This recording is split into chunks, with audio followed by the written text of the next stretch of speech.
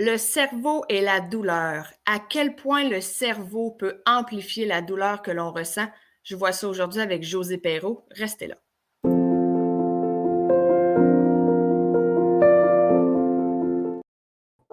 Josée, bonjour! Bonjour Pamela, Comment vas-tu? ça va bien, merci. Toi? Ça va très bien, merci. Alors, le cerveau et la douleur, on a pensé en fait faire ça avec toi parce que tu as été diagnostiqué comme étant fibromyalgique ou faire de la fibromyalgie. Je ne sais même pas si fibromyalgique, ça se dit, sinon je viens de Oui. l'inventer. Euh, Et tu compenses en fait avec la douleur à tous les jours de ta vie. Tu as même écrit récemment là, ton livre avec Béliveau Éditeur sur le sujet. Alors, qui de mieux placé pour nous en parler? Hein? Comment vivre au quotidien malgré une douleur? Comment ne pas se laisser emporter par elle? Comment ne pas arrêter de vivre à cause d'elle? Alors, partons immédiatement. Josée, comment on fait pour vivre avec la douleur de façon constante? Comment on fait? Ben, c'est un gros apprentissage. Dans mon cas, la fibromyalgie, il y a la douleur, mais il y a aussi beaucoup d'autres symptômes qui sont associés à ça, qui sont aussi invisibles et handicapants, donc qui apportent beaucoup de limitations au quotidien. Fait que c'est sûr qu'au début, je dirais c'est un processus de deuil et d'acceptation. C'est difficile d'accepter la maladie, mais d'acceptation de soi avec cette maladie-là, qui on est, qui on devient, parce qu'il y a beaucoup de changements. Après le processus de deuil, je dirais, c'est un processus de transformation dans mon cas à moi, dans ma situation.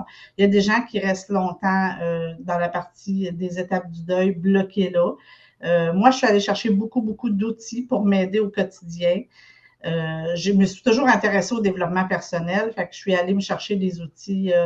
Je suis allée apprendre la méditation de pleine conscience. J'ai commencé par suivre des ateliers. Ensuite, je me suis formée en enseignement parce que cette approche-là m'avait énormément aidée. Elle m'avait appris à me connecter à moi, à vivre davantage le moment présent. Ça a l'air un peu cliché ou habituel d'entendre ça, mais dans le contexte de la maladie, c'est un must, là, si je peux me permettre l'expression.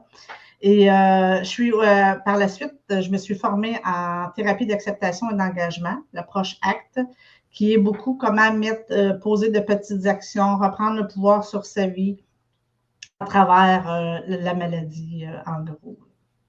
Et tu as dit quelque chose, Josée, que je trouve super intéressant. C'est invisible. Ouais. C'est pas comme un. Et je ne veux pas, là. Il n'y a pas quelque chose de plus grave ou de moins grave ou de pire que d'autres, mais la douleur physique, elle est invisible. Alors, je trouve que c'est plus difficile encore de faire comprendre aux gens à quel point ça peut être douloureux et handicapant quand on ne le voit pas. Alors, tu sais, quelqu'un, par exemple, qui va avoir de la misère à prendre un objet parce que il y a un bras sur deux, versus quelqu'un qui va avoir de la misère à le prendre en ayant ses deux bras, mais en souffrant de fibromyalgie, ne sera pas perçu de la même façon. Exactement. Est-ce que Oui. tu as eu à expliquer à ton entourage et j'irais même jusqu'à peut-être te choquer pour faire comprendre que ta douleur, elle est réelle, même si elle est invisible? Ben, bizarrement, moi, ça n'a pas été d'expliquer la douleur comme l'incapacité qui vient avec.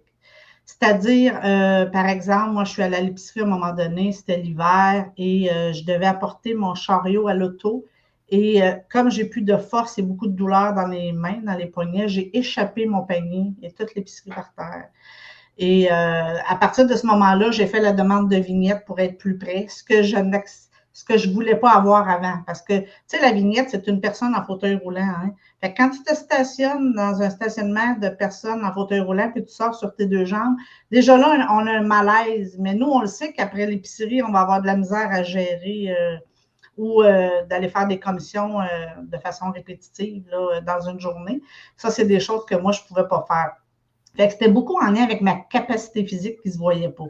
La douleur, elle emmenait une fatigue ou la difficulté à la marche. Moi, je n'étais pas capable de suivre mes amis à aller prendre une longue marche au même rythme rapide que eux. Je me fatiguais beaucoup plus vite. Fait que c'est des choses que j'arrêtais. J'expliquais pas tant que ça. C'était plus que je me retirais dans mon cas. Ce qui n'est pas mieux en soi parce que dans le fond, tu t'isoles puis tu finis par quasiment plus vouloir en parler parce que tu te demandes à chaque fois si tu vas être cru. Est-ce que tu dirais que c'est la même chose? Je ne sais pas si tu connais là, santé mentale côté dépression. Je sais que anxiété, oui, parce que la fibromyalgie, ben là, en fait, tu vas nous dire quelque chose que j'ai trouvé intéressant, là, que tu me parlais la dernière fois qu'on s'est vu. La dépression, là, souvent, il y a quelqu'un dans l'entourage qui va essayer de te dire que c'est quasiment imaginé. Ou Mhm. la fameuse réplique, ben voyons, de quoi tu te plains? Est-ce que tu as eu à argumenter le fait que ça existait vraiment ou que c'était pas dans ta tête, que c'était pas imaginé? Euh, et même, j'irais jusqu'à dire de te faire traiter de paresseuse. Genre, dans le fond, c'est juste parce que ça te tente pas que tu inventes ta douleur. Ben, exactement. Il y a un long processus que j'ai vécu aussi, que j'explique d'ailleurs dans le livre, qui est au niveau de garder un emploi à temps plein sur un rythme régulier à 35 heures semaine comme tout le monde, ce que moi, je n'ai pas été capable de maintenir. Parce qu'il faut savoir que aussi la fatigue la fibromyalgie, il y a certaines personnes qui ont, premièrement, il y a 3 niveaux. Il y a léger, modéré et sévère. Donc, moi, j'avais été diagnostiquée fibromyalgie sévère. Et il y a des gens qui ont la fatigue chronique avec, et il y en a qui n'ont pas le diagnostic de fatigue chronique. Même si la fibromyalgie puis les douleurs apportent la fatigue, c'est un diagnostic à part. Moi, j'ai eu le diagnostic de fatigue chronique dans les dernières années avec des épisodes d'étourdissement là, intenses. Là. Ça consiste à quoi, excuse-moi, Josée, la fatigue chronique, c'est quoi exactement? C'est que le symptôme principal est de la fatigue et de l'épuisement. Et ensuite, il y a les douleurs. Pour ceux qui ont juste la fatigue chronique, là, entre guillemets. Puis, la fibromyalgie, c'est le symptôme principal, c'est la douleur et la fatigue après. Mais quand tu as les deux, c'est beaucoup plus limitant ou handicapant au niveau du quotidien. Là. Et c'est d'être actif qui te rend fatigué ou tu es juste constamment fatigué, un peu comme si tu fais de l'insomnie? Je dirais que la fatigue est plus forte que de l'insomnie. C'est vraiment quand on dit je suis vidée d'énergie. Là. Fait que c'est difficile d'être active. Puis il faut l'être, il faut bouger parce qu'il ne faut pas arrêter de bouger avec la fibromyalgie, hein, on le sait, parce que là, on devient, on perd de la force musculaire, puis on devient moins en forme, puis tout ça. Fait que c'est d'apprendre à doser ce que notre corps, puis c'est différent pour chaque personne.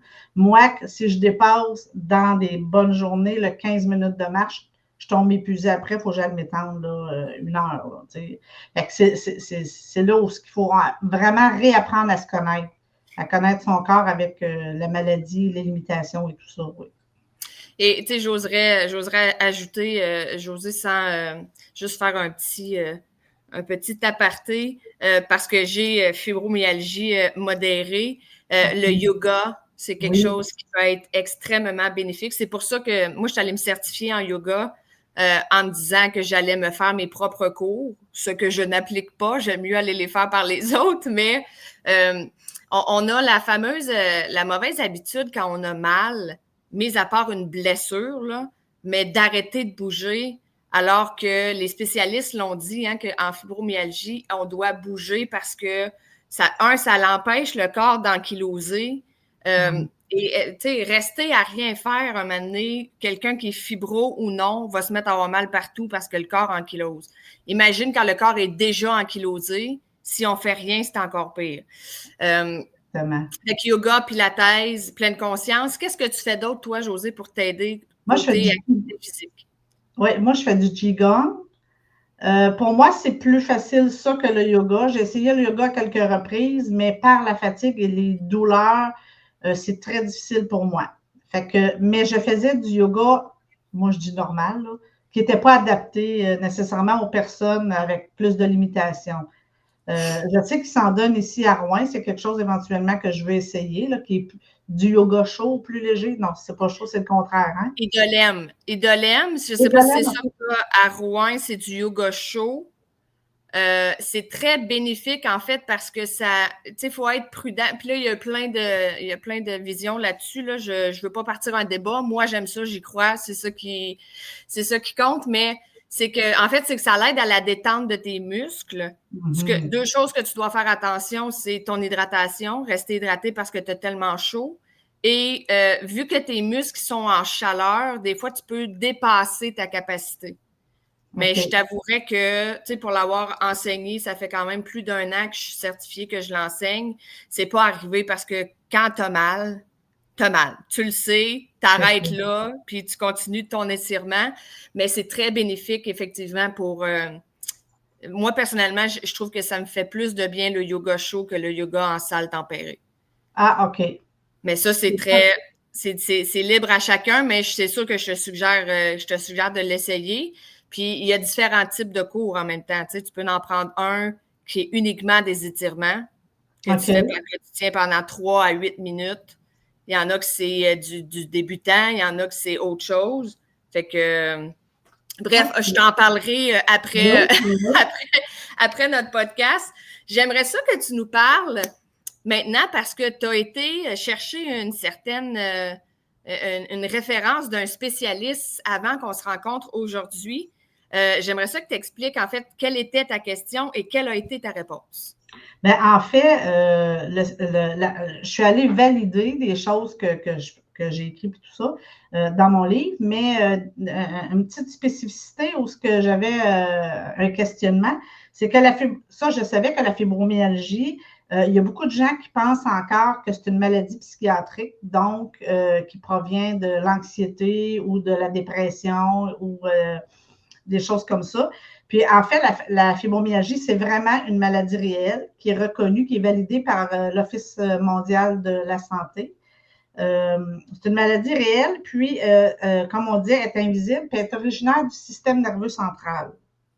Ses origines viennent de là. Et c'est une maladie qui ne vient pas seule, comme je disais tantôt, qui vient avec beaucoup d'autres symptômes, entre autres des problèmes, des difficultés au niveau cognitif. Ça peut être, comme je disais, la fatigue, perte de cheveux, une vessie hyperactive et tout ça. Et beaucoup d'autres encore. Là, il va m'envoyer la liste d'ailleurs. Et puis, c'est un diagnostic qui est maintenant clinique, avec un anamnèse, avec une évaluation au niveau de la douleur. Ce qui se faisait, contrairement à dans le temps, les points, je ne sais pas si tu avais entendu parler des 18 points là, Oui. pour diagnostiquer. Maintenant, c'est plus ça. C'est vraiment relié à une rencontre clinique avec le spécialiste. Donc, moi, je suis allée valider avec un expert qui est Dr Diamo. Il est physiothérapeute, il est chef de la clinique de la douleur ici à Rouyn-Noranda. Puis, il y a aussi un doctorat en neurologie. Donc, je lui ai posé la question. Souvent, on va dire, il y a de l'anxiété au niveau de la fibromyalgie. Est-ce que c'est une cause ou c'est des facteurs qui viennent, qui sont aggravants? Puis ce qu'il m'expliquait, c'est que c'est vraiment le stress sur une longue période, le stress chronique, qui a été beaucoup dans mon cas aussi, et j'en parle dans le livre, peut être un facteur qui va contribuer à déclencher, un peu comme la goutte qui fait déborder le vase, qui va venir augmenter soit les crises ou le diagnostic comme tel. Mais l'anxiété, en fait, c'est qu'elle vient avec la fibromyalgie parce que souvent, on va se dire, tu sais, on va chercher, les examens sortent normaux, on va chercher la cause, on va essayer de chercher des solutions, on va se demander ce qu'on va faire avec notre avenir parce qu'on ne se sent pas capable de fonctionner comme une autre personne. On souffre, les gens souffrent beaucoup. Fait que ça va amener de l'anxiété par la bande. Mais la cause de la fibromyalgie ne vient pas de l'anxiété comme telle. J'aime que tu spécifies que c'est du stress chronique, du stress de longue durée, parce que une autre erreur qu'on fait, c'est attribuer le mot stress à quelque chose de néfaste. Il faut apprendre à faire la différence qu'il existe un bon stress, un stress qui est utile et un stress néfaste quand il est justement, il perdure dans le temps, autant que ce soit dans les heures ou dans les jours, les semaines. Je trouve ça super intéressant qu'il ait été faire cette différence-là parce que en fait, ça l'explique aussi, si on continue de croire que l'anxiété est la cause de la fibromyalgie, alors là, on travaille sur l'anxiété, mais c'est pas nécessairement l'unique chose sur laquelle on doit travailler. Et là, écoute, ça fait déjà 15 minutes. J'aimerais ça qu'on termine. Quels sont... T'es allé beaucoup te former, toi, pour t'aider et également aider les autres. Mais pour ceux et celles qui ne peuvent peut-être pas se faire des formations, quels seraient je vais dire, tes 3 conseils à quelqu'un qui vit dans la douleur? Je dirais, la douleur chronique qui est, bon, là pour rester de ce qu'on dit, c'est beaucoup d'aller travailler la gestion du stress, calmer le système nerveux central. Ça peut être par la méditation, par le yoga, par plein de trucs qu'on a nommés. D'apprendre à gérer beaucoup la gestion de ses pensées négatives, de ses émotions envahissantes, d'apprendre à écouter son corps, ses signaux. Moi, j'ai été longtemps dans la fuite. J'ai appris à l'écouter et c'est là que d'apprendre aussi à répondre à ses besoins, apprendre à tout prioriser dans sa vie. Ça va venir aider à gérer tes ressources énergétiques aussi. Puis, tu sais, il y a tellement de choses. Il y a beaucoup d'autocompassion, de bienveillance à développer envers soi, d'apprendre à se respecter, à affirmer ses limites, ses besoins. Il y a plein de choses. Il y a de l'auto-hypnose qui a beaucoup aidé aussi au niveau j'ai commencé le tapping. Je suis en train de me former d'ailleurs au niveau des neurosciences pour ajouter des outils et accompagner mieux les gens aussi avec tout ça. Oui, et j'ajouterais que la formation que tu es en train de suivre, elle est vraiment, et je vais y aller avec l'anglicisme, multitask, parce que tu apprends la neuroscience, tu apprends le PNL, tu vas apprendre l'hypnose, tu vas apprendre tellement une panoplie d'outils qui vont être utiles pour aider le plus de gens possible.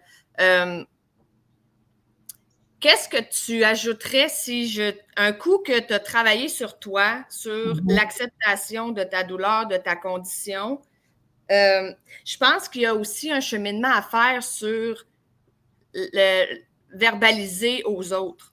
Dans le sens où tu peux travailler sur toi, accepter ta condition, mais les autres, ils vont te challenger au début et il y en aura toujours pour émettre des commentaires inutiles, dégradants et méchants.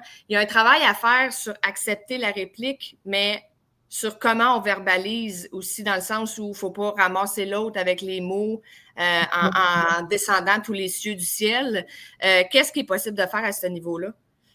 Je pense qu'il faut faire j'aime pas le mot comment je pourrais dire, il faut bien choisir les gens qu'on côtoie et qu'on fréquente parce que ça affecte notre énergie, ça affecte déjà quand on n'a pas, quand la capacité est moins là, ça gruge l'énergie, hein, des gens énergivores au niveau des gens qui critiquent, qui jugent, qui nous remettent en question constamment.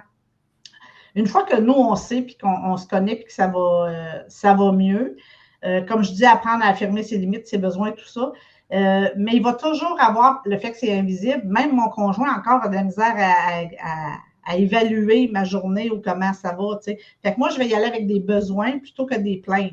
Ah, je suis brûlée à matin. Tu sais, ça, c'est lourd. Dire, aujourd'hui, là, j'ai besoin de me reposer un peu plus. S'il y a des choses que tu veux faire, fais-le. Moi, de mon côté, je vais, tu sais.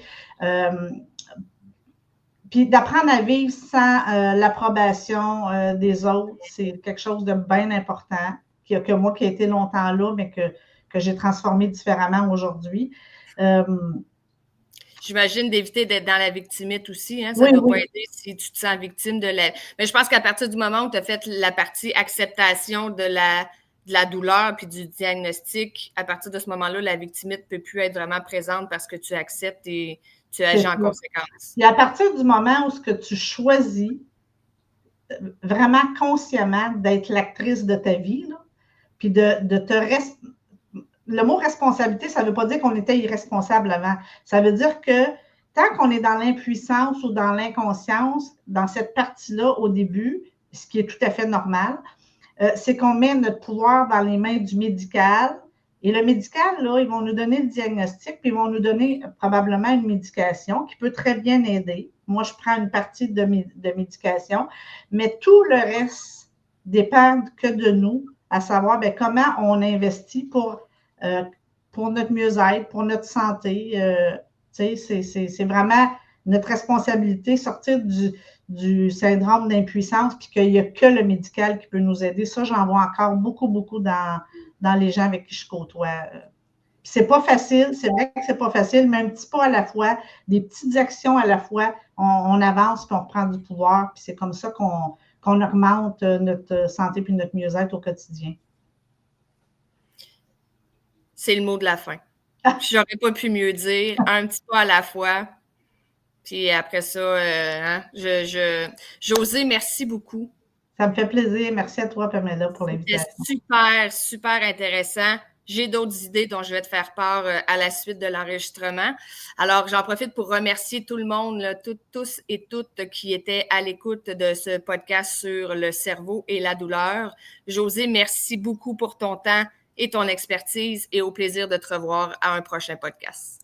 Merci.